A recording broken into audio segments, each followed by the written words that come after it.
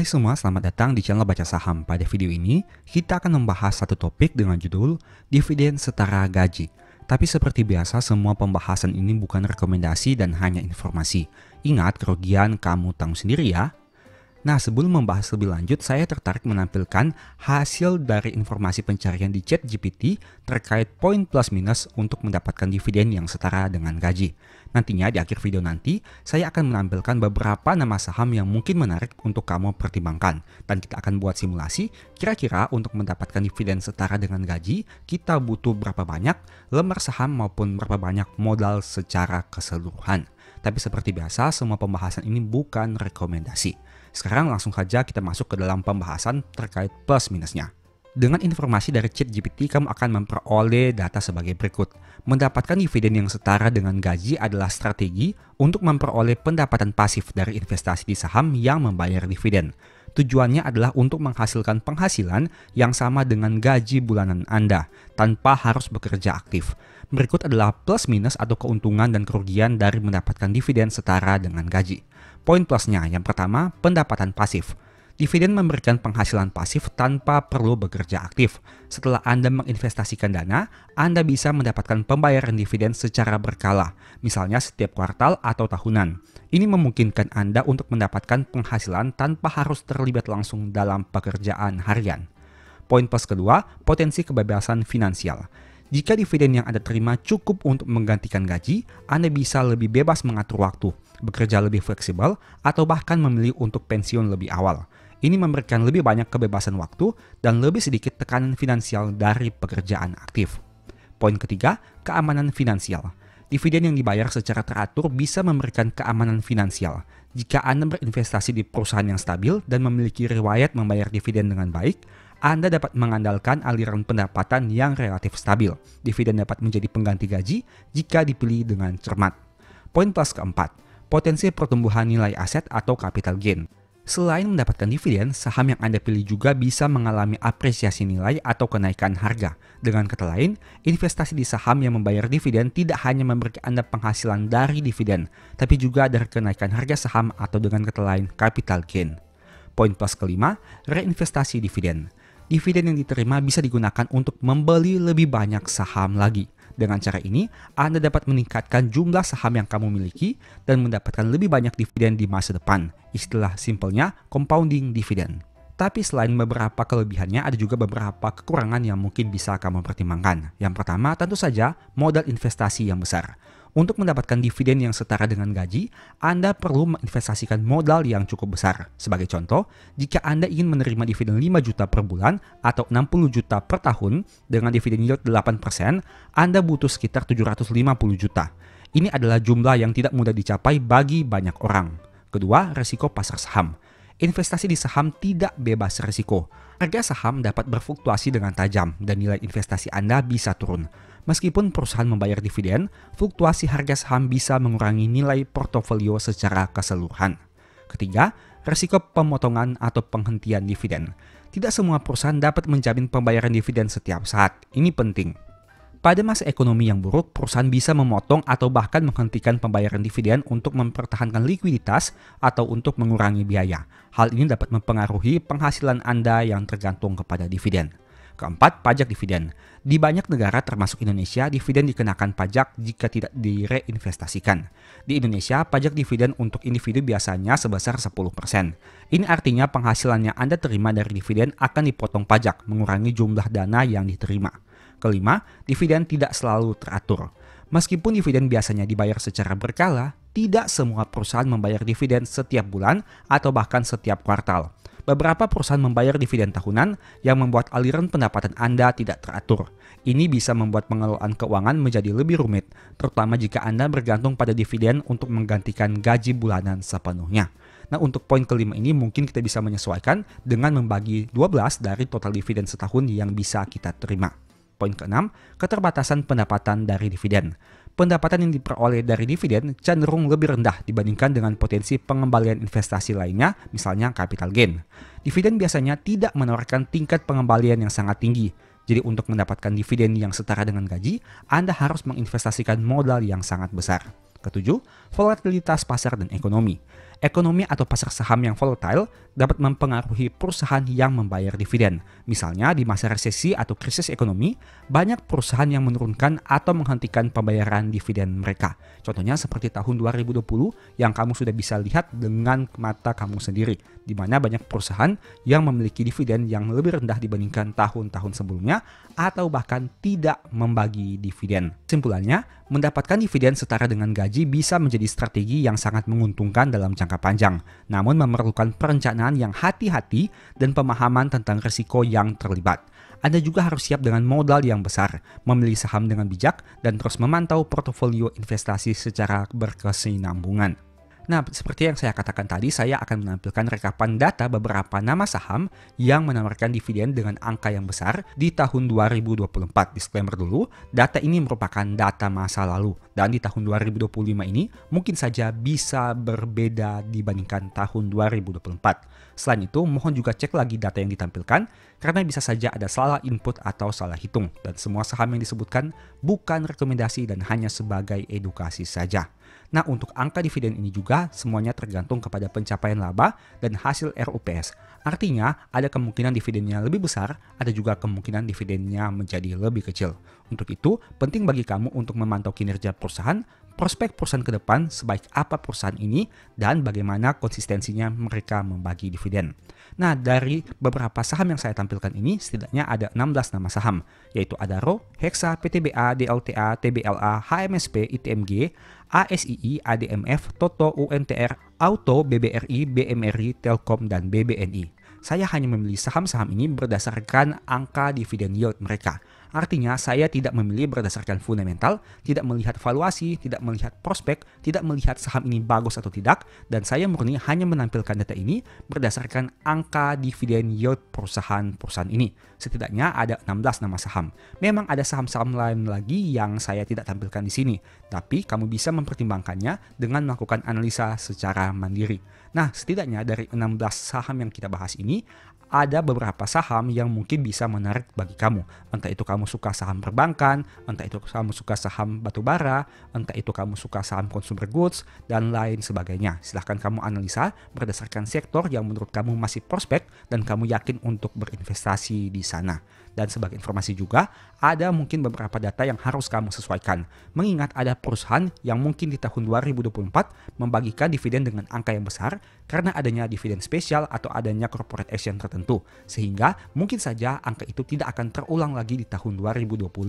Selain itu ada juga perusahaan yang mungkin membagikan dividen yang besar di tahun 2024 karena labanya naik signifikan. Dan di tahun 2025 mungkin karena kinerja di tahun 2024 mengalami penurunan, dividennya tidak akan sebesar di tahun 2024 yang berdasarkan laba bersih tahun 2023. Sehingga hal itu juga penting untuk kamu analisa lebih lanjut.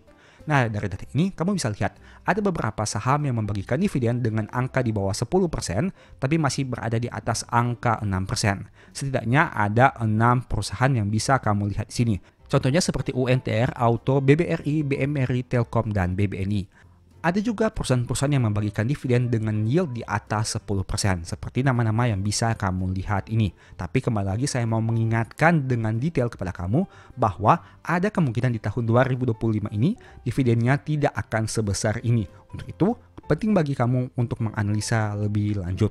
Pertimbangkan berapa banyak laba yang mereka capai, pertimbangkan juga bagaimana prospek perusahaan ke depan, bagus tidaknya fundamentalnya, bagaimana komitmen manajemen terhadap pembagian dividen untuk pemegang saham, dan masih banyak lagi. Nah, kita kembali kepada judul video ini. Bagaimana untuk mendapatkan dividen setara dengan gaji?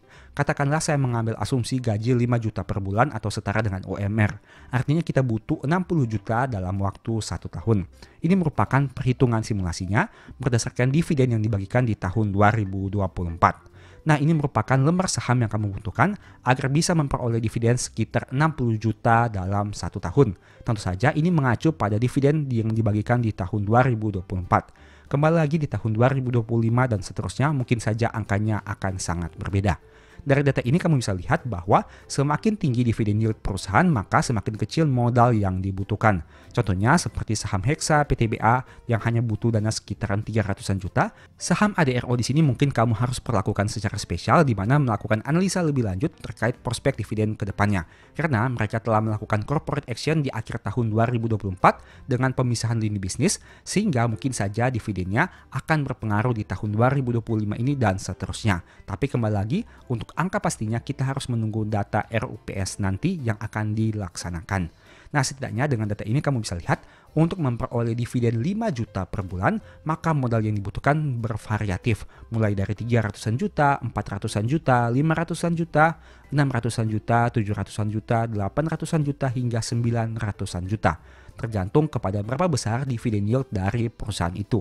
Contohnya, dengan saham Hexa yang memiliki dividen yield 16%, hanya butuh dana 356 juta. Tapi untuk saham BNI yang memiliki dividen yield 6,2%, mungkin kita butuh dana hingga 968 juta. Semuanya tergantung kepada saham apa yang kamu pilih. Selain itu, pada harga berapa kamu membeli saham itu. Contohnya misalkan, kamu membeli saham BNI di harga 6.000 dan kamu yang membeli saham BNI di harga 4.530. Tentu modal yang dibutuhkan akan berbeda. Jika kamu membeli saham BNI ini di harga Rp6.000, maka modal kamu bukan lagi 968 juta, melainkan naik menjadi 1.283 juta. Itu artinya semakin tinggi harga beli kamu, modal yang kamu butuhkan akan semakin besar untuk memperoleh dividen yang sama. Alasannya sederhana, karena lembar saham yang kamu butuhkan itu tetap, tapi harga sahamnya terus mengalami perubahan, entah itu naik, entah itu turun. Jadi hal itulah yang mempengaruhi berapa banyak modal yang kamu butuhkan. Nah, saya mau sharing sedikit terkait konsep dari dividen setara dengan gaji ini. Untuk pertama, mungkin akan sulit bagi kamu memperoleh modal yang cukup besar, katakanlah ratusan juta hingga miliaran rupiah. Tapi kita bisa memiliki konsep yang sederhana. Kita melihat dividen ini dari kacamata yang kecil terlebih dahulu. Misalnya, jangan kita fokus untuk mendapatkan dividen yang setara dengan 12 kali gaji. Pertama, mungkin sebagai langkah awal kamu mengumpulkan dana untuk memperoleh dividen setara dengan gaji 1 bulan, misalkan 5 juta rupiah. Tapi berikutnya kamu mungkin bisa mengumpulkan dana yang lebih banyak agar supaya dividen kamu ditargetkan menjadi gaji dalam 2 bulan. Kemudian kamu kumpulkan lagi dananya memperoleh dividen yang setara dengan gaji selama 3 bulan. Begitu seterusnya hingga nanti akhirnya kamu bisa memperoleh dividen yang setara dengan gaji 12 bulan. Nah, tentu angka ini bukan angka yang mudah untuk diperoleh. Butuh kerja keras, butuh kerja pintar, dan butuh juga bagaimana kita memanfaatkan potensi dividen di masa depan. Itu artinya entah itu kamu melakukan top up dana, entah itu kamu melakukan reinvest dividen, kedua hal itu merupakan peran penting dalam kamu mengumpulkan dana agar supaya dividen yang kamu terima bisa setara dengan gaji selama 1 tahun. Dan menariknya, apabila kita telah mengumpulkan dana yang mana bisa membagikan dividen kepada kita dengan gaji setara dengan 1 tahun, maka di saat itulah kita bisa memperoleh financial independence, di mana kita tidak hanya berharap kepada gaji yang kita peroleh, tapi setidaknya dari dividen yang kita terima sudah bisa memenuhi kebutuhan hidup sehari-hari. Meski begitu, ingat, untuk memperoleh dividen seperti ini, ada poin plus dan ada poin minus yang tadi sudah kita bahas berdasarkan informasi dari ChatGPT. Sehingga kamu juga harus pertimbangkan semua potensi profit dan potensi risiko yang siap kamu hadapi. Karena ingat, pasar saham itu penuh dengan ketidakpastian. Kita tidak boleh harus mematok dengan angka yang pasti untuk sesuatu yang tidak pasti. Dividen itu memang mungkin cenderung lebih stabil dibandingkan capital gain. Tapi kembali lagi, kita hanya pemegang minoritas. Kita tidak tahu ke depannya bagaimana kebijakan perusahaan terkait pembagian dividen. Mungkin bisa lebih tinggi, mungkin bisa tetap, mungkin bisa lebih rendah, atau bahkan tidak membagi dividen. Untuk itu penting juga bagi kamu untuk terus memantau kinerja perusahaan dari waktu ke waktu, agar bisa terus update terkait kinerja terkininya. Semoga video ini bisa memberikan manfaat dan memberikan motivasi kepada kamu untuk terus berjuang di pasar modal. Tapi ingat, bukan rekomendasi dan hanya sebagai informasi saja. Untung rugi, kamu yang tanggung sendiri. Sebagai informasi, sebelumnya saya juga sudah sempat membuat video yang berkaitan dengan dividen. Apabila kamu tertarik, silakan nonton video berikut ini. Kita akan membahas konsep yang sangat menarik dalam investasi saham, yaitu compounding dividen saham. Salah satu keuntungan utama dari berinvestasi di saham adalah dividen yang dibagikan oleh perusahaan kepada pemegang saham. Namun yang seringkali lebih menguntungkan adalah ketika dividen ini digunakan untuk membeli lebih banyak saham lagi, yang dalam jangka panjang dapat menghasilkan efek compounding atau bunga. Sebelum membahas lebih jauh tentang compounding, penting untuk memahami apa itu dividen. Dividen adalah pembagian keuntungan yang diberikan oleh perusahaan kepada pemegang saham sebagai bentuk penghargaan atas investasi yang dilakukan. Perusahaan yang menghasilkan laba biasanya akan membagikan sebagian dari laba tersebut dalam bentuk dividen. Besarnya dividen yang dibagikan tergantung pada kebijakan perusahaan dan kinerja keuangan mereka, biasanya ditentukan saat RUPS. Dividen dapat dibagikan secara tunai berupa cash dividen atau dalam bentuk saham tambahan atau stok dividen. Compounding dividen saham adalah proses di mana dividen yang diterima oleh investor digunakan kembali untuk membeli lebih banyak saham. Dengan cara ini, jumlah saham yang dimiliki bertambah dan di masa depan, investor akan menerima lebih banyak dividen karena jumlah saham yang lebih banyak. Pada dasarnya, ini adalah efek bunga majemuk dalam investasi saham, di mana keuntungan yang diperoleh diinvestasikan kembali untuk menghasilkan keuntungan yang lebih besar. Contoh sederhananya, jika Anda memiliki 100 saham dan menerima dividen per saham Rp1.000, Anda akan menerima uang Rp100.000 karena 100 lembar saham dikalikan dengan 1.000 dividen per lembar sahamnya. Jika Anda menggunakan dividen tersebut untuk membeli lebih banyak saham, jumlah saham Anda akan bertambah.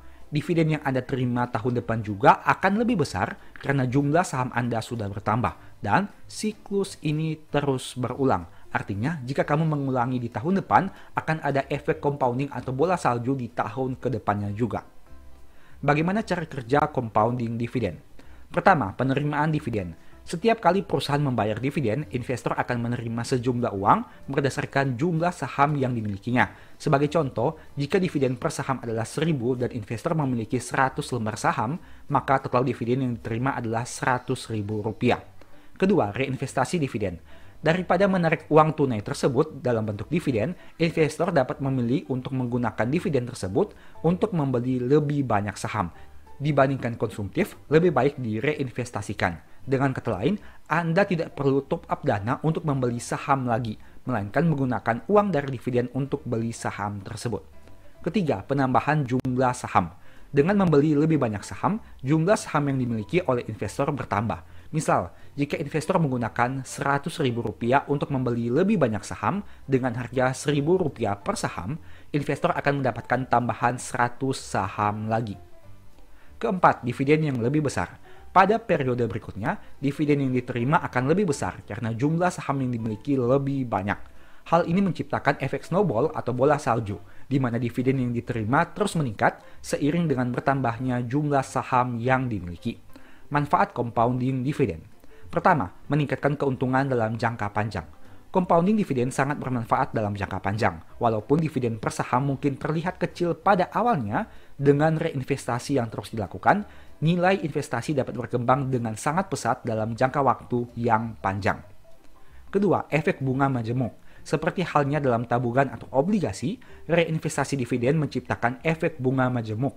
Semakin lama dividen diinvestasikan, semakin banyak pula efek compounding yang bisa terjadi.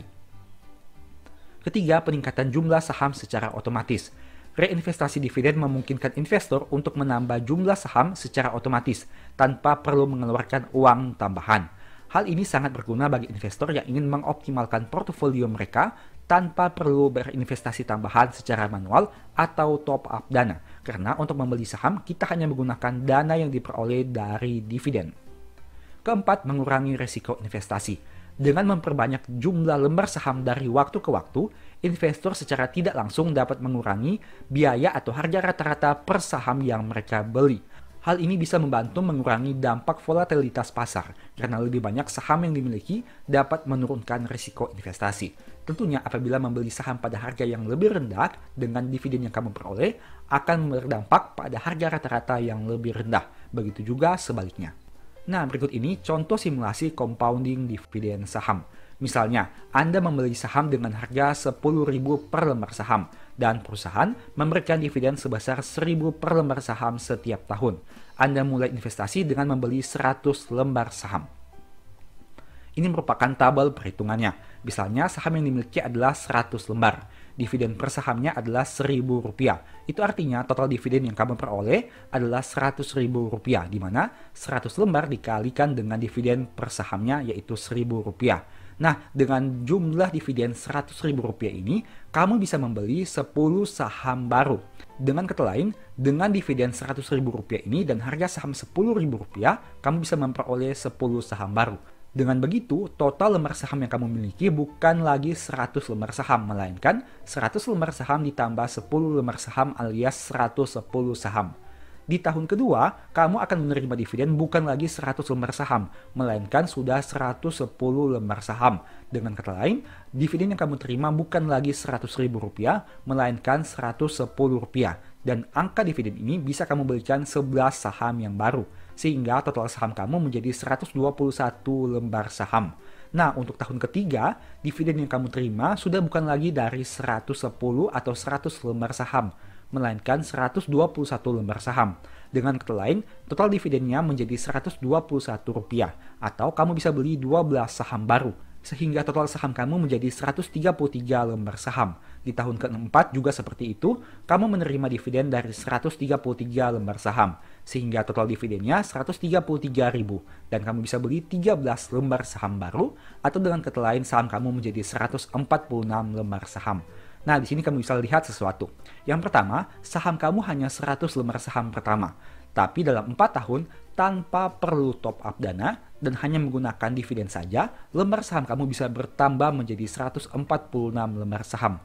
Bukankah ini menarik? Dari 100 lembar menjadi 146 lembar tanpa perlu top up dana.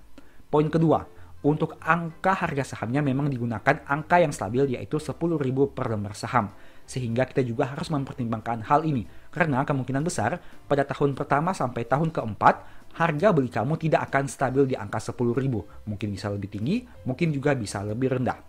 Poin ketiga, untuk dividen yang dibagikan tergantung dari dividen per share yang diputuskan saat RUPS nanti. Sehingga mungkin saja angka dividen per saham ini akan berubah seiring dengan pertumbuhan atau penurunan kinerja perusahaan. Bisa lebih tinggi, bisa juga lebih rendah.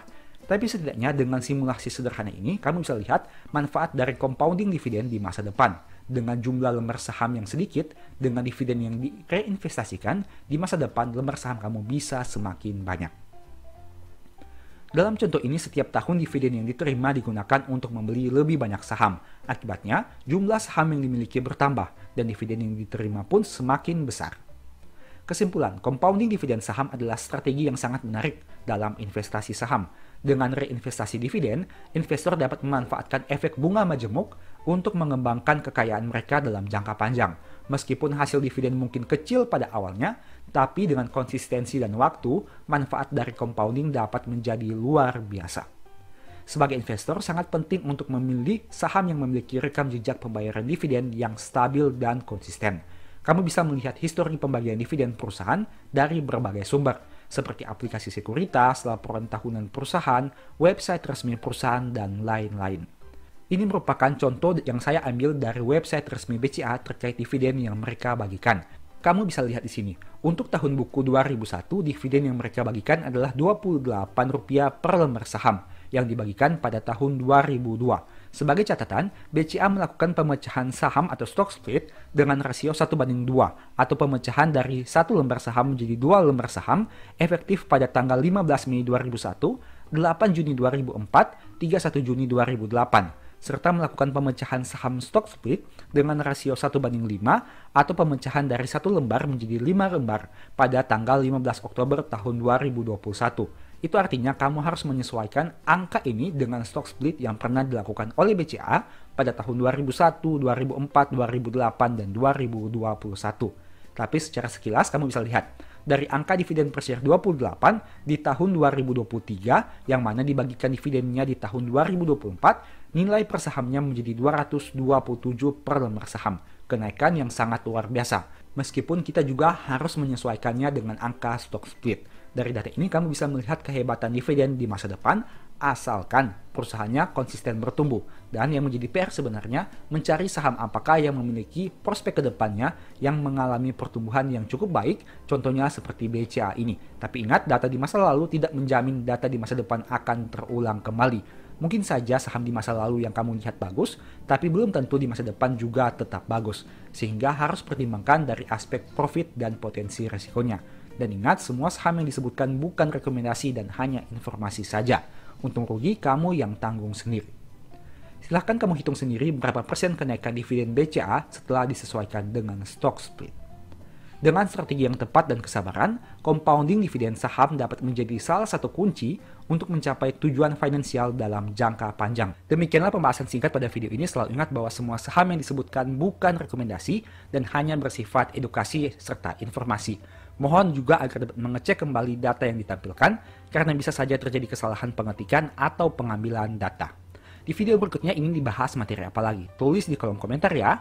Sebagai informasi, berikut ini beberapa list ebook baca saham. Pertama, psikologi saham. Kedua, stock for living. Ketiga, strategi nabung saham. Keempat, the stock market. Dan yang kelima, cara cepat analisa laporan keuangan. Apabila tertarik, chat saja pada nomor WA yang ada. Sekian video ini, semoga bermanfaat. Thank you.